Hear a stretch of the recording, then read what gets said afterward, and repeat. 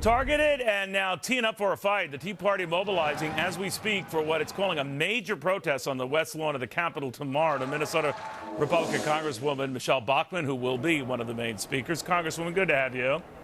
Good to be on your show, Neil. Thank you. Congressman, first off, on what the Tea Party plans to do tomorrow, reassert itself, let it be known that this sort of thing will not be tolerated. But beyond that, where does the Tea Party go?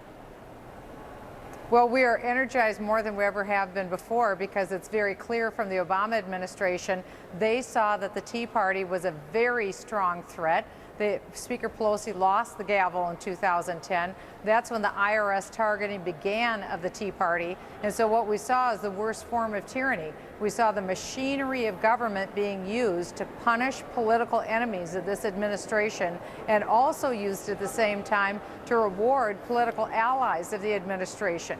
That can't go on. And so the American people are waking up and people are saying we've got to fight back. Having thousands of people on the lawn tomorrow is going to send a very strong signal to this administration that we're watching, we're not going to take it, and I think we're going to see a very different electoral result in 2012. You're talking about 2014. Do you get a sense, though, Congresswoman, that let's say this was sort of led out of the Washington office, the main office, not the Cincinnati office, then that would lead some to believe it goes to the White House. Do you believe that this goes to the White House? Well, we have to follow the facts where it leads. That's why we must have investigations. And thanks for correcting. I meant to say 2014 No, that's okay. election. I do it all the time. Because you're always right. So the point being that whether this went to the White House or not, clearly this seems to be politically motivated. Someone put pressure on the IRS, whether the president knew or not. Yeah. Someone within the administration knew. That's enough. You were all said, where they talked about all these security issues that have come up and how, from Verizon and everything, how they compromise our security, but in the end, to protect us. And because of going after phone records and the like, we thwarted 50 some odd attacks, among them what could have been something pretty horrible at the New York Stock Exchange. Do you buy that and this balancing act between protecting us and leaking a lot of information on us?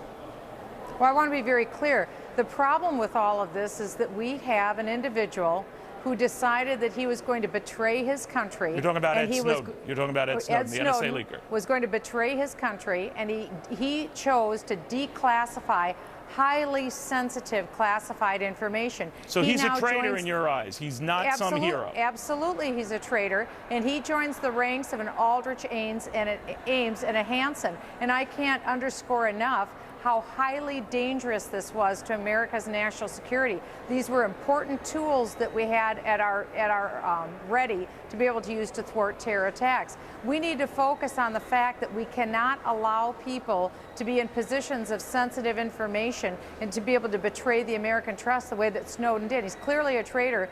That's where the focus needs to be, because the hearing demonstrated quite clearly we have oversight both from the courts and from Congress. There is 100% auditability of the NSA, well, and there are no known examples of any intentional misuse of data. I understand that, Congressman, but do you agree with your former colleague, Ron Paul, is that they're using this as an excuse, or this invasion of privacy, if you will, on these phone records to justify what they did by pointing to what they prevented?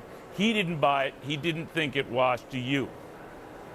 Well, no, a couple of examples were declassified just simply to give an example of what has been done with this data. But this is not an invasion of anyone's Fourth Amendment right. You don't think collecting over 110 million Americans' phone records is overkill? Well, again, let's recall what we're talking about. The phone companies didn't voluntarily hand over information. Understood. They were compelled to hand it over. There is no identifiers connected to the phone numbers. Again, these are dots. We call on the intelligence community to connect the dots. They can't connect dots if there's no dots to connect. I know, but I guess the argument, Congresswoman, is that they collected way too many damn dots, and that they overstepped their bounds, and they went way beyond the Patriot Act. So you don't buy that. You disagree with Ron Paul? No, not at all. Okay, not at all. I totally disagree what do you with think it. should happen? Be happy to have a conversation about that too. Understood. So what do you think should happen to Mr. Snowden? Oh, I think that he should be extradited out of China. It's an unbelievable coincidence that all of this information was revealed just when the president was going to take to task China for their cybersecurity espionage and attack within our government computer systems. So I think that there may have been a link there, but I think clearly he needs to be extradited. He committed treason against his country. He violated our laws, and he needs to have justice. Congressman, I do want to raise a point that I've talked to a number of these former whistleblowers in and outside of government, including those at the NSA, including one coming up tonight on FBN, which, Congresswoman, if you don't get, you really should demand. But I digress. Yeah. Anyway, their point collectively to a man is this, that maybe Snowden went to Hong Kong because he saw the way prior whistleblowers were treated and that he felt it was a losing cause to stay here as a result. What do you say? Oh, I don't buy it. I mean, a whistleblower is someone who sees wrongdoing within the law. So there's within the law, but someone is acting outside of the law, and then they blow the whistle. In this particular case, based upon all the information that came out at the hearing today in Intelligence Committee, the NSA was fastidious about following the law. Gotcha. There is not one example that came out of any intentional violation of any kind from the law. And I think what we saw today pretty clearly is the government isn't doing what all of these stories are claiming it is. Congresswoman, thank you very much. Always good chatting with you. Thank you, Neil. Michelle Bachmann. Well, you know, they say that a picture is worth 1,000 words, but maybe this picture proves that GH summits, well, not worth much at all.